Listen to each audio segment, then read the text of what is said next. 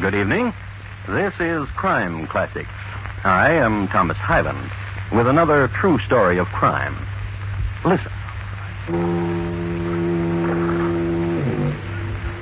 The good ship El Capitan used to sail the bay between Oakland and San Francisco in the 1870s, mostly in the fog.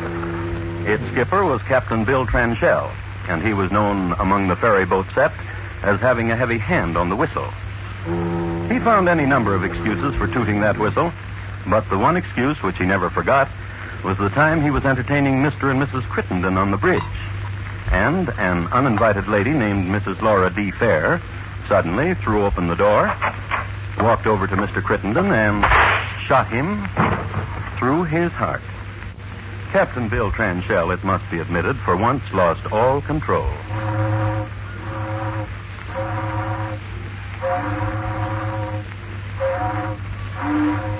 And unwittingly gave the nautical signal for icebergs in San Francisco Bay, which caused much hoisting of flags and battening of hatches, but could not change the fact that Mr. Crittenden was lying face downward on the deck. So, tonight, my report to you on the incredible trial of Laura D. Fair. Crime Classics, a series of true crime stories taken from the records and newspapers of every land from every time. Your host each week, Mr. Thomas Hyland, connoisseur of crime, student of violence, and teller of murders. Now, once again, Thomas Hyland.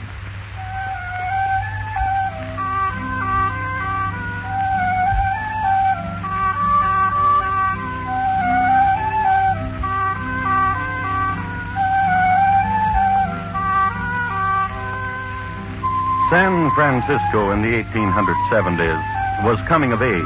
It was getting civilized.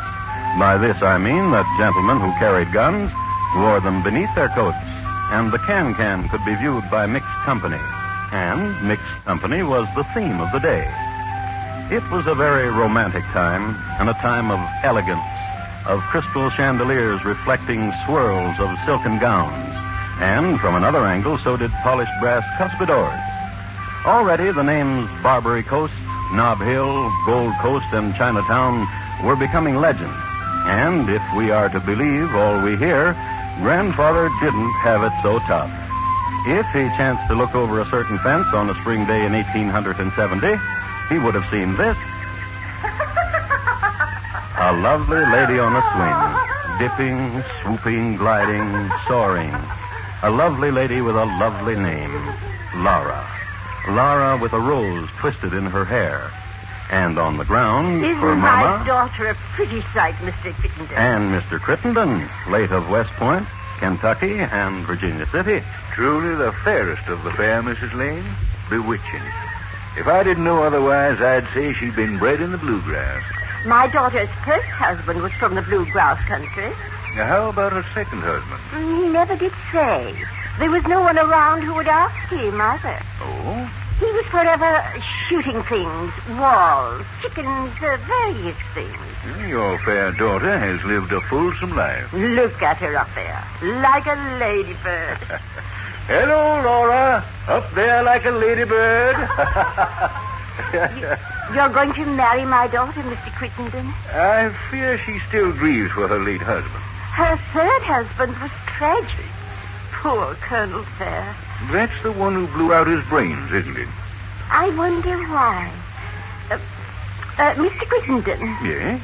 You're going to marry my daughter? If she weren't still grieving for the Colonel, why does she still bear his name? Why does she still call herself Laura Fair? Why not? Look at her, swinging like she does. Have you seen a woman more fair? No. Laura, come down here. Oh, the grace of my daughter. She is lovely. About 32, going on 33, and she doesn't swing as high as she used to. Mr. Crittenden. Yes? Forgive me for being rude. I forgot to ask you. How is your wife? In the best of health, thank you. You must tell her soon that... Mama, dear, you get on the swing, Mama, dear. And Mr. Crittenden will give you a start. Oh, some other time. Mr. Crittenden and I were just talking about Mrs. Crittenden, dear. Oh, how is she? In the best of health, thank you. Have you told her? I told her you bore her no malice, What did she say? that she likes you, too. Oh, I'm so happy. Now you go home and tell her you want to marry me. My dear Laura. You go home and tell your wife you want to marry my daughter. Come along, Laura, dear. Let's chat.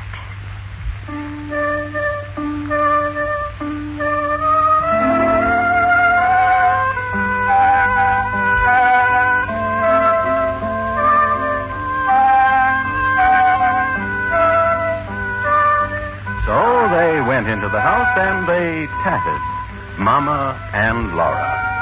And while they're doing this, let me fill you in with some background notes. Laura and Mama had newly arrived from Virginia City, where their family-style rooming house had netted them $45,000. During the years and the welter of collecting the rents, changing sheets and towels, and setting the board with succulents, Mama had gained and lost 3 sons-in-law. It seemed that fate consistently made her daughter a hard woman to be married to. Laura's 3 husbands, each of them, died. And as to our other principal, Alexander Parker Crittenden, he was a corporation lawyer with a wife and 7 children and 2 grandchildren. Once, hot and dusty and alone in Virginia City, he happened into Laura's house, made known his desire for a bath and rest. No sooner had he changed into fresh linens and had listened to Laura's tale of how she had become widowed recently than he became that weekend her star boarder. And, in turn, Laura and Mama were so taken with his quips and twinklings that they followed him to San Francisco. They took a house on Nob Hill, and there chatted and waited for a proposal of marriage. They understood the delay. They comprehended that Mr. Crittenden's wife was of a peculiar mold. How is Laura, Alexander? Fine, ma'am. Just fine. And her mother? Eager? Eager? Yes, ma'am. She wants me for her son-in-law. And no wonder. You're a fine man, Alexander. Thank you, ma'am. And a good father. I try to be. And an excellent husband. Yes, ma'am. Such a man as you is hard to come by, Alexander, dear. I should miss you. I should miss you. Then it's settled. Laura and her mother will be our good friends. But Laura wants me for her husband. She keeps asking me. And her mother, too. Dear. What? Tell them no, but nicely. I've told them. Keep telling them. You're a remarkable woman. Thank you, Alexander. To be friends with a woman who wants to take me away from you. I respect ambitions and honesty. Laura has both. That she should love you has my complete understanding. Ma'am. Yes, Alexander? I must tell you that you are a flower. Womanhood should be proud to number you among its sisters. How many's the time? Alexander, we have an appointment for dinner tonight. Yes, ma'am. Ma'am. What is it, Alexander? Laura loves me, and I think I might love her right back. Why, then, eat your heart out, Alexander. Now hurry, dear. We're going out to dinner. Oh? I've sent a message to Laura to meet us at Furbisher's for dinner. Oh. I do so enjoy watching her eat. She's so ravenous. Well, hurry. Hurry along.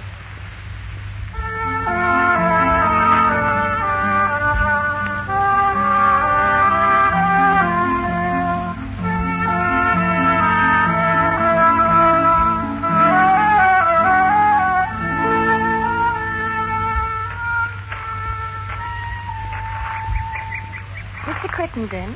Yes, Laura. Isn't today a pleasant one, though? Every day is pleasant when I'm near you, dear Laura. And last night, how wonderful. Sitting between you and your wife. What a wonderful woman she is. I wish you two wouldn't like each other so much. We both have the same consuming interest in life, Mr. Crittenden. You? Laura, Yes. I must tell you that you are a flower. Womanhood should be proud. When are we going to get married? Soon. Upon your honor? Upon my honor. You're a liar, Mr. Crittenden. Therefore I shall not see you again ever. Laura. I've thought it over, and that's the way I it is. love you, Laura. And you love your wife, too. I'd die without you. You love your wife more than you love me. No. Swear it. I swear it. Liar. I mean it, Laura. You'll see, I'll get rid of her somehow and I'll marry you. I'll make her see that I don't love her. I won't even kiss her anymore. Swear it? I swear. I'll race you to the tree, Mr. Crittenden. All right. Come on. Come on, Mr. Crittenden. Come on.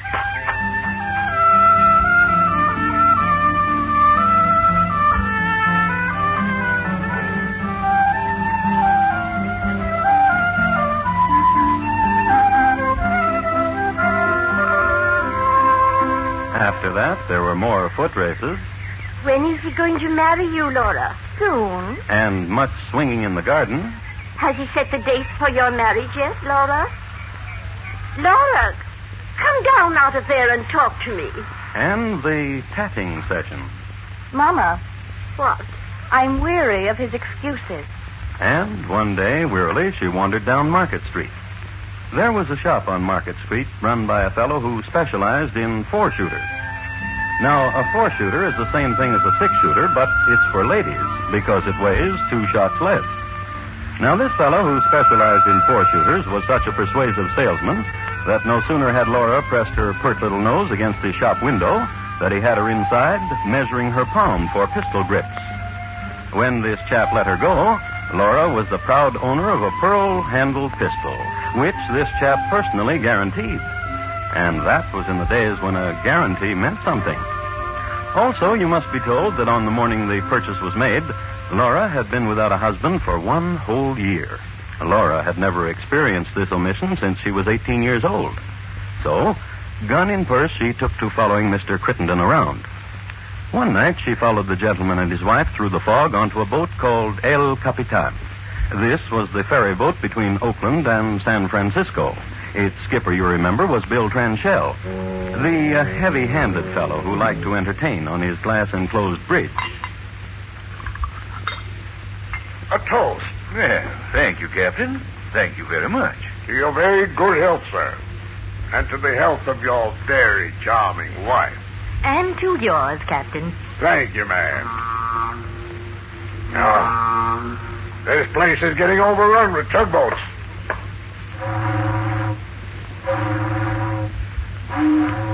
That'll show 'em. Well, shall we drink? Go right ahead. Ma'am, Yes, Alexander. tonight, somehow, you appear radiant. Oh, dear Alexander. Ma'am, you're very dear to me.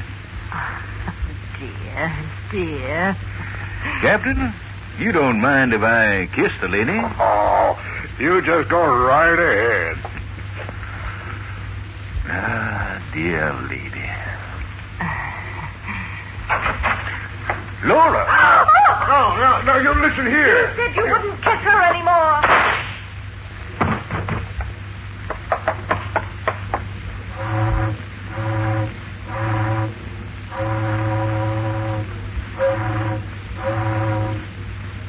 I leave you for the moment with this note. Though he died face to the deck, Mr. Crittenden was not buried at sea.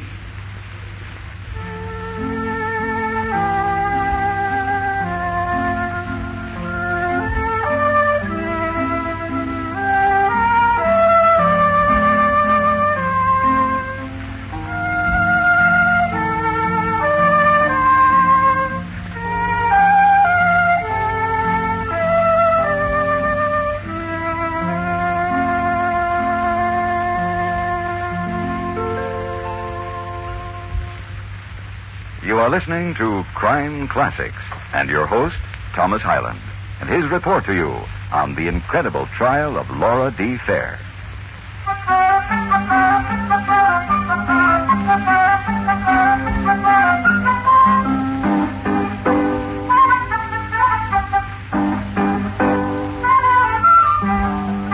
In 1870, San Francisco was a city where violence was commonplace. But this violence was by far predominantly of the species male slaughtering male, or male doing in female. So when Laura Fair shot Mr. Crittenden on a ferry boat, she practically invented a category and thereby caused a stir. It planted ideas in feminine minds where such ideas never dared to be.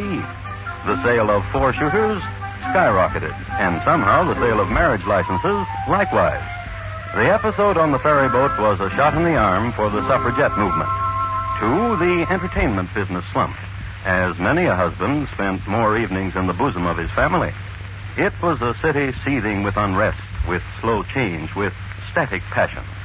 It was a city whose entire attentions were focused on the trial of Laura D. Fair for the murder of Alexander Parker Crittenden. There will be order in the court.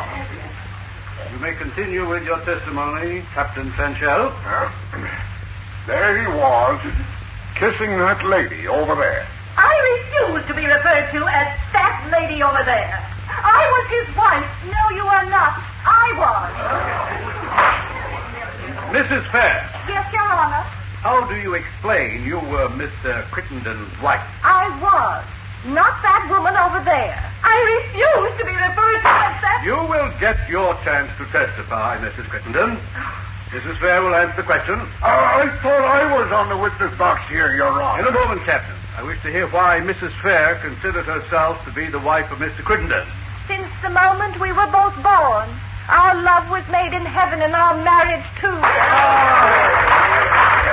I warn the spectators that another such outburst may cause me to clear the court. Go on, Mrs. Fair. Thank you. Oh, you're quite welcome. My feelings for Mr. Crittenden would have been profane had they not been made sacred in heaven. Silence! Silence! Silence! Sergeant at Arms will bring forward immediately the parties that applauded. I applauded more than anyone else, Your Honor. The Sergeant at Arms will bring forward that lady. I applauded more than her. And will bring forward that man, too. Judge, it was my fault. Of course not, Mrs. Fair. You were not to blame for the disturbance. Well, Judge, human nature could not stand the denial of the truth by that lady over there. It was I, indeed, who was married to Mr. Crittenden. What is your name, sir? Francis M. Hughes. Did you applaud? I stamped my foot. Why did you stamp your foot? I felt the compulsion. Why? When I was carried away with what Mrs. Fair said, I felt the compulsion. I fine you $25. Judge, Yes, Mrs. Fair. I will pay it. You are dismissed, Mr. Hughes. Oh, bless you, Mrs. Fair. Bless you, ma'am. Thank you, Mr. Hughes. And your name, madam? Emily Pitt Stevens. Did you applaud? I said, good, good. And I put my hand down on the bench in front of me, so. You are fined $25. But I made no noise with my feet. But with your hands, you did. With my hand, I did. You are fined $25. I will pay it. Thank you, Mrs. Fair. And thank you. I rather believe you than that woman over there. Mrs. Fair, you will have to draw heavily upon your bank if you will pay the fines of all who applauded. As long as you find them for cheering me, I will pay those fines. Your Honor. Just a moment, Captain. I just wanted you to know what could happen, Mrs. Fair. Thank you, Your Honor. You're welcome. Captain, you may proceed. And Mrs. Fair came in and shot him with a four-shooter. That's all. Thank you, Captain. You may step down.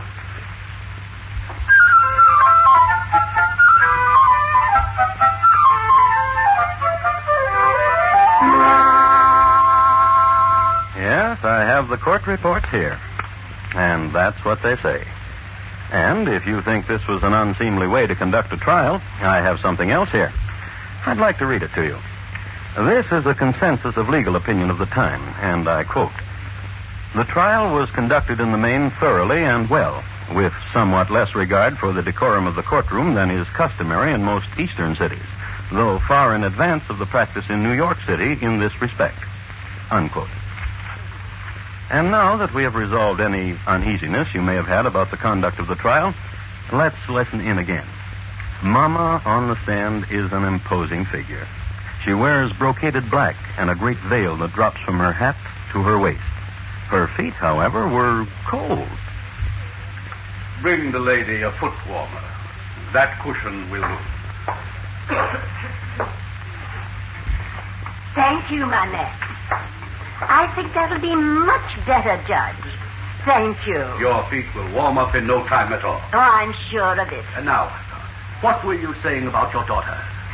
I've always had trouble with her. I know what you mean, being a parent myself. Oh, not like Laura. What do you mean? Doctors, doctors, doctors. My daughter has tried to kill herself on numerous occasions. There's madness in the family. Besides, my daughter's second husband was mad. I don't think that helped. Grief and doctors and madness. I tell you, raising Laura was trying. But I think I did a pretty good job. Although my daughter is not sane, you know. Not sane? Crazy.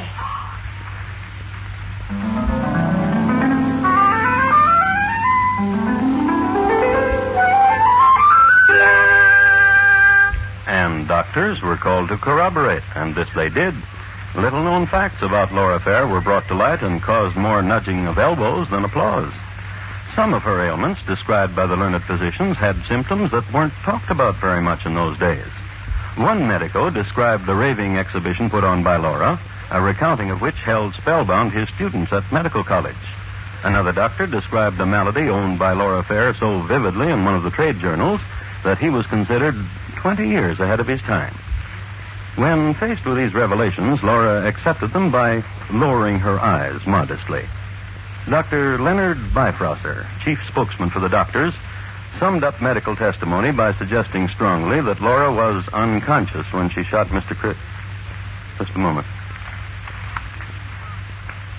That's what it said. Laura was unconscious when she shot Mr. Crittenden.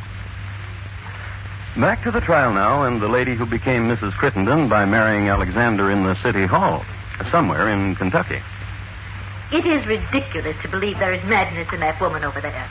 She's vicious, predatory, and since the moment she was thrown in contact with my husband, she pursued him, worried him, and pled with him to marry her. That this necessitated getting rid of me didn't worry her in the least. She killed my husband out of frustration and anger. That woman there! The high spot of the trial was on a morning in November. The court had denied Laura permission to lie on her lounge, upon which she had reclined throughout the trial. So Laura has been made to arise and take the stand, was so sworn in, demanded and received a foot warmer, and said interesting things like this. I told Mr. Crittenden to let his wife keep the furniture. I told him we could get new furniture in a new home.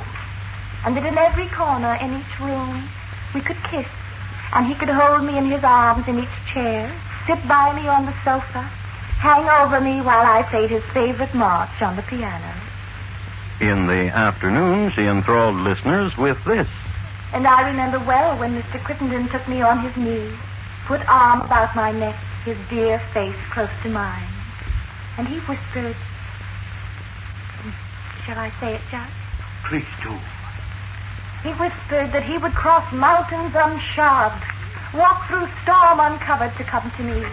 He said he cared not for hardship nor exposure, for every step he took brought him nearer to me. To the other and better half of his own soul, he would tell me. Shall I go on? Please do. The night it is said I shot him, I can remember only glass. Glass? Cold to the touch, and through it, a disagreeable and peculiar voice. Did you recognize the voice? That woman over there. Continue. I put my hand against this glass, and it opened, and I saw Mr. Crittenden leaning close to a woman and kissing her, and I felt myself slip into an awful pit of blackness. I do not remember how I got away from there, or what was done to me after.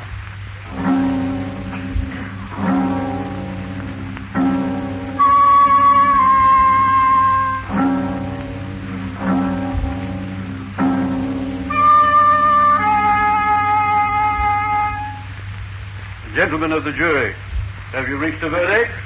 We have, Your Honor. The accused will rise from her lounge and face the jury. The jury will face the accused. And what is your verdict?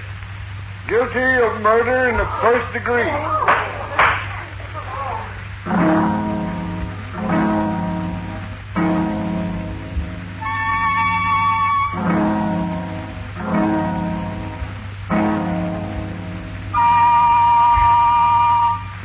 was led away to jail. An enterprising young reporter of the time, Garth Prebles, interviewed her in her cell, where he learned and had published the fact that Mrs. Fair had spent $12,000 in her defense. Chicken feed to what she spent on her second trial, which was in the amount of $30,000, and which broke her. Where this $30,000 went to is a mystery, since the second trial was not nearly so spectacular as the first. Captain Billy Tranchell of the ferry boat El Capitan somehow was not there as a witness. There was a new judge, too, who in later years became known as Kindly Judge Reardon, and a new jury, 12 men and true out of 400 examined. And our love was a greater love than is given to most women. That was the second trial, and that was Laura again. And this time, another verdict. Not guilty. So, after acquittal, she went on a lecture tour and told of her hardships. That was Mama, tambourine handler, advance man, and treasurer. How did we do, Mama? $1.85. When you lecture tonight, honey, pep it up a little. Promise, Mama, will you? I'll make it real peppy, Mama.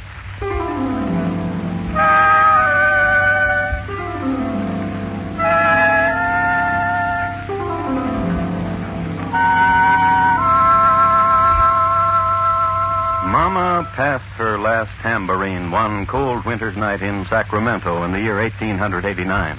But Laura lived on. She lived until the age of 82, after another husband and another long period of widowhood.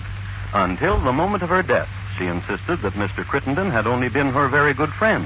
And once, in a moment of mutual transgression, they held each other's hand.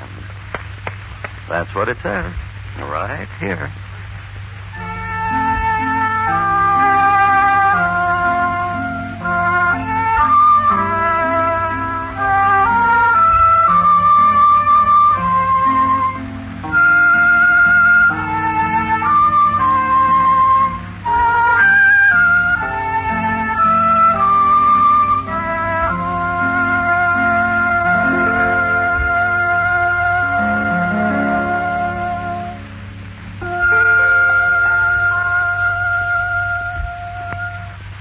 In just a moment, Thomas Hyland will tell you about next week's crime classic. Laura D. Fair, tonight's crime classic was adapted from the original court reports and newspaper accounts by Morton Fine and David Friedkin. The music was adapted from themes of the period and conducted by Bernard Herrmann, and the program is produced and directed by Elliot Lewis. Thomas Hyland is portrayed on radio by Lou Merrill. In tonight's story, Mary Jane Croft was heard as Laura and Florence Walcott as Mama. Featured in the cast were Herb Butterfield, William Johnstone, Paula Winslow, Gene Wood, and Joseph Granby. Hugh Douglas speaking. And here again is Thomas Hyland. Next week, Ham, England, in the year 1673, a time of money cutting and highwaymen, and of course, violent death.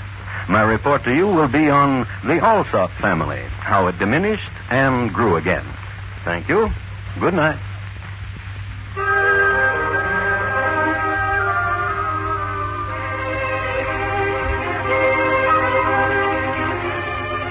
Crime Classics has come to you through the worldwide facilities of the United States Armed Forces Radio and Television Service.